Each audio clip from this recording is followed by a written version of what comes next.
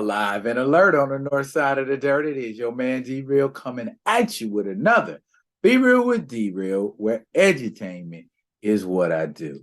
Action figuring. Action figuring on a Monday? Yes, action figuring on a Monday because I've been working on a Build-A-Figure and the last piece came over the weekend. So now we can talk about that figure.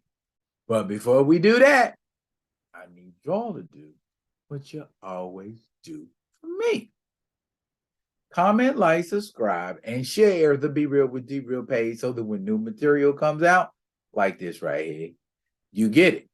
If you're digging what a brother's shoveling, put some dirt in my bucket. Comment, like, subscribe, and share the Be Real with D-Real page.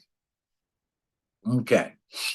Perhaps one of the most obviously named characters in terms of, anyway, if your powers are described by your name, then that's successful naming. Yeah, okay. And who we're talking about, of course, today on Action Figuring is one Basil Sandhurst, aka the Controller. Basil Sandhurst was a chemical and engineering genius. But unfortunately, like so many chemical and engineering genius, Basil Sandhurst was also an asshole. And Basil's younger brother, Vincent, though he admired his achievements, he didn't like his brother's attitude.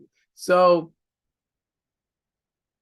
he actually arranged for a lab accident that crippled his brother. Not being one to rest on his laurels, Basil came up with a genius idea of fusing an exoskeleton to his body and creating a device called a slave disc, and took the name the Controller.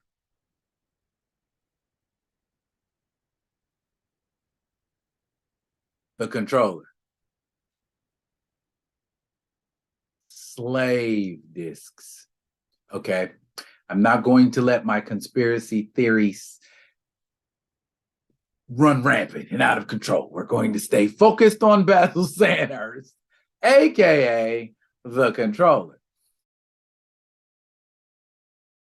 Now, basically, what Basil Sandhurst does with these slave discs is he puts them on the head of unwilling and unwilling victims, and he uses their brain power to power his exoskeleton.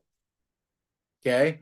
Basil Sandhurst has fought all kinds of superheroes, everyone from Namor to the Avengers to Captain Marvel, the original Marvel, not Carol Danvers or anybody who followed.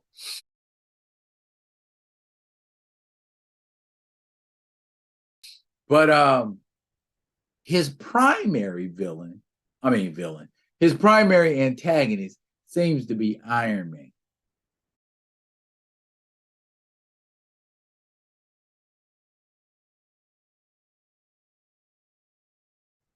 In fact, the Controller made his debut in the pages of Iron Man number 12, all the way back in 1969, created by Archie Goodwin and first illustrated by George Tuska. George Tuska is also known for his work on Hero for Hire, which eventually became Luke Cage's Power Man. Okay, enough of that. We're gonna throw this baby together because it's a Build-A-Figure, right? And in order to put a Build-A-Figure together, you know, you got to build it, just like the name says, right? And these are the 6 figures. There's actually 7 showing, but these are the 6 figures you need to build the controller.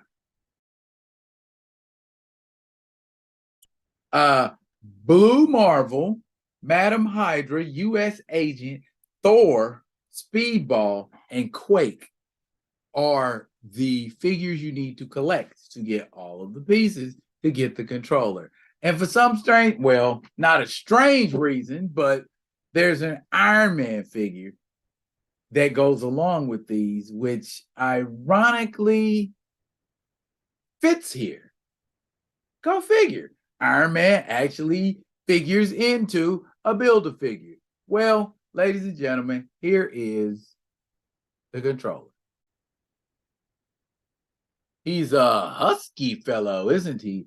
He's got that level of thickness that is kind of on a par with, I don't know if you've ever seen like a Thing action figure or a Hulk or a Juggernaut, Ursa Major, kind of one of those big, bulky, super thick. But I mean, that's usually what most Build-A-Figures are. They're pretty substantially sized, yes. And there, you know, he's about as posable as your average big guy, about the same size as your average Thicky Ricardo action figure. A lot of detail there. The scars on his face from the lab accident he was in that really make him look very Darkmanish in a way. Shouts out to y'all folks that rock with Darkman. And the body almost looks as if it's built on the cast of a Thanos figure, more or less. And ironically, in his history in the 616, the controller is approached by Thanos, who augments his technology a little bit to the point where his strength increases with the more people he takes control of. Yay, Thanos. Thanks for the upgrade, boss. But yeah, in a nutshell, that's the history of the controller and the look of the figure. That's a nice looking figure. I like that shine on his shoulder pauldrons there. Yeah. And he's even holding, I'll see if I get right there. Those are his slave discs. Just put them on the front of the head, on the back of the head there, and they can absorb that brain power. So, what y'all think about the controller here? And why, pray tell, does a character like the controller pop up now? Well, I'll give you one speculation and one end that is incredibly plausible, for the controller. If we're talking about incorporating him cinematically or bringing him into the Marvel universe. Well, at one point in the 80s, it was discovered in the MCU. I'm sorry, in the 616, that the controller had gotten the blueprints, the schematics for putting his exoskeleton together. A lot of it was based on Stark technology. So during Armor Wars, the controller's technology is one of the ones that got neutralized by Iron Man on his quest to take back all of his technology. So if we're talking about an end for Basil Sandhurst, aka the controller, Armor Wars is coming up.